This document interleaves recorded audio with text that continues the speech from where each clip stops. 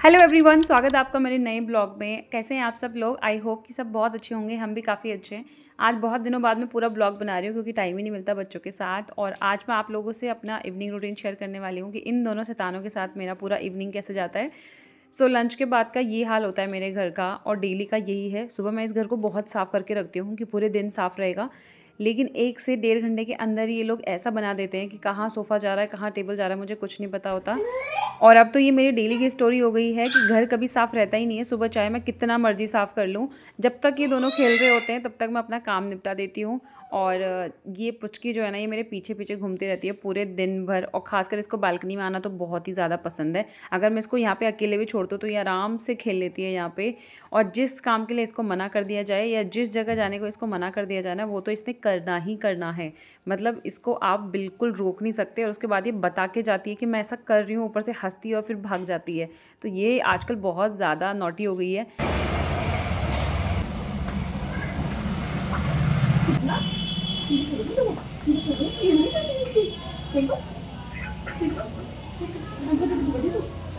और इस टाइम तक मैं इतना थक जाती हूँ क्योंकि सुबह से लेके शाम तक बिल्कुल आराम करने का टाइम नहीं मिलता। तो मुझे लगता है जब ये थोड़ा सो जाए तो मैं भी इसके साथ लेट जाऊँ, लेकिन ये सोने का नाम ही नहीं ले रही। और अब मैं इसको पूरा सुलाने की तैयारी में हूँ। पूरा अंधेरा करना पड़ता है इसको सुलाने के लिए, बिल्कुल आवाज़ नहीं होनी चाहिए।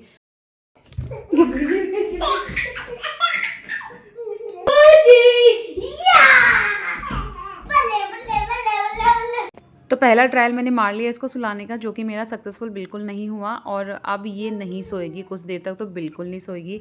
वैसे जब भी आव्यान इसके पास होता है ना, ये बिल्कुल नहीं सोती, चाहे वो दिन में हो चाहे वो रात को हो। और रात को तो कभी कभी मुझे आव्यान को बाहर भेजना पड़ता है रूम से कि आप प्लीज़ बाहर चले जाओ। और जैसे ही वो बाहर जाता है ना, ये 5 मिनट के अंदर सो जाती है। पता नहीं उसके साथ इसको बस खेलना होता है। रात को 12-12 1-1 बज जाते हैं इन दोनों को जब तक ये खेल रहे होते हैं। बहुत मुश्किल से दोनों को मुझे मनाना पड़ता है कि प्लीज़ सो जाओ। और खासकर मुझे आव्यान को ज़्यादा डांटना पड़ता है कि तुम तो एटलीस्ट सो जाओ, ताकि वो सो जाए, क्योंकि वो तब तक नहीं सोती जब तक वो नहीं सोता। अब सुलाने का ट्राई करके बेटी नहीं सोई तो सोचा चलो चाय का टाइम तो हो ही गया है, चाय बना लेती हूँ। आव्या ने आज लंच नहीं किया था तो उसको काफ़ी तेज़ भूख भी लग रही थी, सोचा उसको भी खाने को कुछ दे देती हूँ। और चाय बनाते बनाते ही इसको नींद आने लग गई थी। एंड ये मुझे कह रही थी कि मुझे गोदी पकड़ लो। ये वाली चाय इतनी ज़्यादा अच्छी लगती है ना मुझे, कि सुबह से शाम तक की जो थकान होती है ना, आधी तो ख़त्म हो ही जाती है इस चाय से।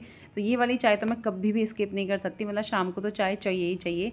और जैसे ही मैं चाय पीने बैठी ना, ये रोने लग गई थी। इसको अब तेज़ नींद आने लग गई थी। लेकिन तब तक इसके पापा उठ गए थे और मैंने उसके पापा को उसको पकड़ा दिया कि प्लीज़ इसको पकड़ो। फिर इसके पापा ने बोला कि चाय बना दो, तो फिर से मुझे दोबारा चाय बनानी पड़ी। और जब तक मैंने दोबारा चाय बनाई ना, ये आराम से सो गई थी। मतलब उनके साथ इसने बिल्कुल भी नखरे नहीं किए और ये आराम से इसको नींद आ गई थी। अब जब ये सोई गई थी तो सोचा चलो शाम की भी तैयारी कर ही लेती हूँ। वैसे भी टाइम हो ही गया था और अब इनको भी थोड़ी देर में ट्यूशन जाना था।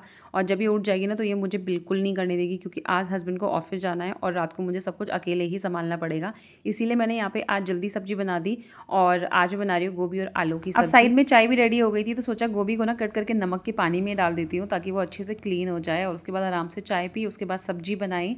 और रात की तैयारी मेरी पूरी हो गई थी। आटा सुबह का बचा हुआ था, तो बस मुझे रात को सिर्फ रोटी बनानी थी। और सारा काम मेरा ऑलमोस्ट इस टाइम पे डन था। सुबह तो होते ही हैं बहुत सारे काम, लेकिन शाम को भी बहुत सारे काम होते हैं। सुबह फिर भी हस्बैंड देख लेते हैं बेटी को, लेकिन शाम को मुझे अकेले ही सब संभालना होता है, क्योंकि बेटे का स्कूल का होमवर्क भी होता है, उसका कभी कभी टेस्ट होता है ट्यूशन में, तो उसको याद भी कराना होता है। और सारी चीज़ें एक साथ देखना मेरे लिए थोड़ा सा मुश्किल हो जाता है, क्योंकि बेटी बिल्कुल नहीं करने देती। सुबह से ज़्यादा शाम को मुझे मुश्किल लगता है मैनेज करना, क्योंकि मुझे अकेले ही मैनेज करना होता है, क्योंकि हस्बैंड सो जाते हैं। और दोनों बच्चों को एक साथ देखना, दोनों की ज़रूरतें एक साथ पूरी करना थोड़ा सा मुश्किल हो जाता है। बेटे के स्कूल का होमवर्क, उसके साथ बैठो, उसको पढ़ाओ, साथ ही में बेटी को भी देखो। और उसको तो आजकल बहुत ज़्यादा ध्यान से देखना पड़ता है, क्योंकि कहीं कुछ मुँह में ना डाल दे, कहीं गिर ना जाए, तो बहुत सारी चीज़ें हो जाती है। प्लस सबसे मुश्किल सिचुएशन आती है जब दोनों को एक साथ भूख लगती है और दोनों को अलग अलग खाना कुछ देना हो। एक जैसा नहीं खा सकते दोनों अभी, तो मुझे अलग अलग ही बनाना पड़ता है। और उस सिचुएशन में मैं थोड़ी सी पजल हो जाती हूँ कि अभी क्या करूँ, समझ में नहीं आता। वो रो रही होती है और वो भी चिल्ला रहा होता है कि मुझे भूख लगी है।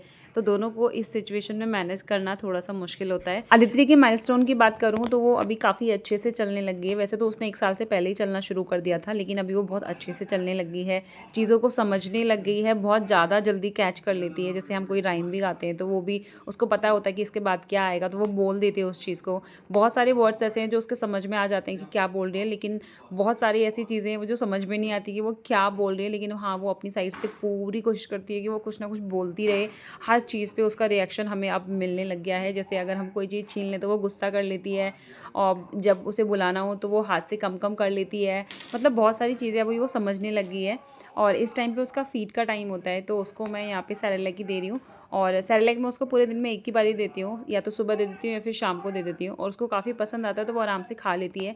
इसमें मैंने थोड़ा-सा ड्राई फ्रूट्स का पाउडर मिला दिया, और इसको अब खाना खिलाना मेरे लिए थोड़ा और मुश्किल हो गया है, क्योंकि अब ये एक सामने बैठना ही नहीं चाहती। इसके साथ मुझे पता नहीं कितनी सारी चीज़ें, कितने सारे ड्रामे करने पड़ते हैं, और तब जाके मैं इसको 4 चम्मच खिला पाती हूँ।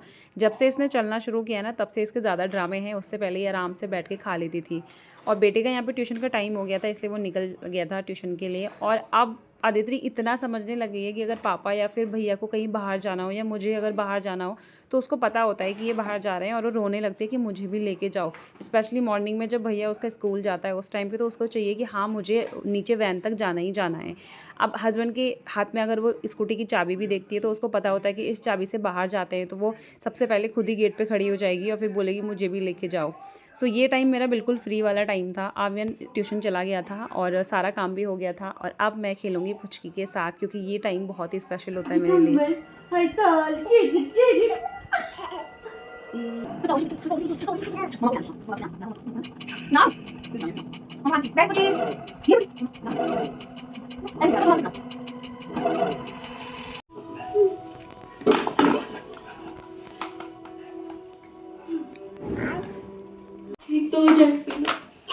कहाँ लेके जा रहे हो ये दोनों को? देखो गाड़ी का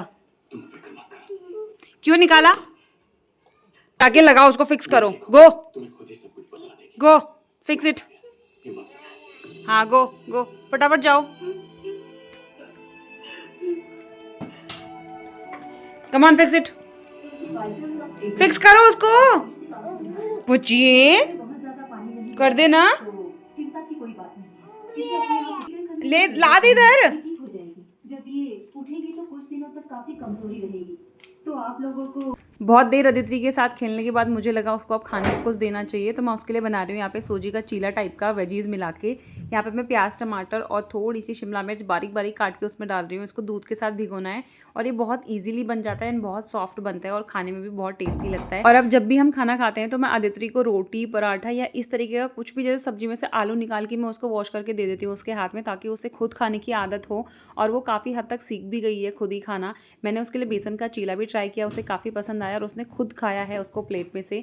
अब इस तरीके की चीज़ें मैं उसको देना स्टार्ट कर दिया है। दाल चावल भी मैंने आज उसको दिया था, लेकिन उसने पूरा फैला दिया। उसने बहुत कम खाया और ज़्यादातर फैलाया, लेकिन शायद जब तक वो फैलाएगी नहीं तब तक वो सीखेगी भी नहीं। और ये टाइम बहुत ही अच्छा होता है बच्चों को सिखाने का, जब आप कोई भी नई आदत उनको सिखा सकते हो। तो इस तरीके से मैं उसको अभी खाना सिखा रही हूँ। यहाँ पे मैंने चीले के भी बहुत छोटे छोटे से टुकड़े कर दिए थे, ताकि वो आराम से उनको खा पाए। और वो, उसकी आदत है कि उसके हाथ में अगर कोई चीज़ रहेगी तो बहुत धीरे धीरे आराम आराम से खाती रहेगी, लेकिन हाँ, उसको खाती रहेगी, उसको पूरा फिनिश करेगी। तो यहाँ पे उसने ये भी खाना स्टार्ट कर दिया था, और मैं चाहती हूँ कि उसको भी आर्यन की तरह बहुत अच्छी आदत लगे कि वो अपने आप ही खाना जो है खा ले आराम से। और यहाँ पे उसका डांस तो बहुत ही फेवरेट है, मतलब उसको थोड़ा सा म्यूज़िक चाहिए, उसका डांस स्टार्ट हो जाता है। तो आर्यन भी आ गया था ट्यूशन से, और आज उसका टेस्ट था, तो वो मुझे वही बता रहा था कि कैसा गया टेस्ट। और मैम ने ऐसे क्वेश्चन दे दिए थे जो उसने शायद रीड ही नहीं किए थे, तो वो उसी तरीके से मुझे बता रहा था चीज़ों को। और अब बारी थी मेरी अपने लिए रोटी बनाने की, और सारा काम ख़त्म हो गया था। तो इसी तरीके से मेरी इवनिंग्स बीतती है बच्चों के साथ। और ये था मेरा आज का ब्लॉग। आई होप कि आपको पसंद आया हो। लाइक शेयर ज़रूर करना एंड चैनल को सब्सक्राइब करके ज़रूर जाना। मिलते हैं नेक्स्ट ब्लॉग में, तब तक के लिए।